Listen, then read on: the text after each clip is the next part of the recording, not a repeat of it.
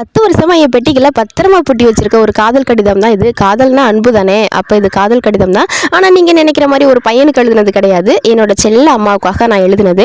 எனக்கு லெட்டர் எழுதுறது ரொம்ப பிடிக்கும். ஸ்கூல் படிக்கும் போதுலேருந்து இப்படி தான். எனக்கும் என் ஃப்ரெண்ட்ஸ்களுக்குள்ளேயும் சின்ன சின்ன சண்டை வந்தாலும், எனக்கும் எங்கள் அம்மாவுக்கும் சின்ன சின்ன சண்டை வந்தாலும், என் மனசில் இருக்க மொத்த ஃபீலிங்ஸையும் பேப்பரில் கொட்டி என் மனசில் இருக்க பாரத்தை நான் குறைச்சிப்பேன். இந்த லெட்டர் எழுதும் போது எனக்கும் அம்மாவுக்கும் என்ன வாய்க்கால் வரப்பு பிரச்சனைன்னு பார்த்தீங்கன்னா, இப்போ நினச்சி பார்த்தா சிரிப்பாக வருது. நான் திருநெல்வேலியில் தான் காலேஜ் படித்தேன். நான் லீவுக்கு ஊருக்கு வந்துட்டு திருப்பி நான் திருநெல்வேலி கிளம்புறப்பலாம் அவ்வளோப்பெல்லாம் நைட்டு தனியாக பஸ்ஸில் போடுவேன் அப்படின்ட்டு இங்கேருந்து 7 மணிக்கெல்லாம் சீக்கிரம் கிளம்புன்னு சொல்லிட்டு அவசரப்படுத்துவாங்க. நமக்கு சொந்த ஊருக்கு வந்துட்டு மறுபடியும் ஹாஸ்டல் போனாலே கொஞ்சம் கஷ்டமா இருக்கும். அதனால நான் கொஞ்சம் அசால்ட்டாக கிளம்புவேன். அதுலேயே எங்கள் 2 பேருக்கும் சண்டை வந்துடும். அப்படி ஒரு தடவை நடந்த சண்டையில தான் நான் போகிறப்ப ரொம்ப கோவமாக கத்திட்டு போயிட்டேன். அதுக்கப்புறம் அம்மா ஒரு 15 நாள்கிட்ட என்கிட்ட பேசவே கிடையாது. நமக்கு பிடிச்சவங்க ஒரு 4 அடி அடிச்சா கூட வாங்கிக்கலாம். ஆனால் அவங்க பேசலன்னா அந்த வழி சொல்லவே முடியாது. எனக்கு மனசு கஷ்டமாகி மன்னிப்பு கேட்டு இந்த லெட்டர் எழுதினேன். போஸ்ட் பண்ணுவோம், பக்கத்து வீட்டில் உள்ளவங்க யாராச்சும் படிச்சு காட்டுவாங்க அப்படின்னு. ஆனால் ஒரு அதிசயம், நான் போஸ்ட் பண்றதுலேயே அம்மா பேசிட்டாங்க.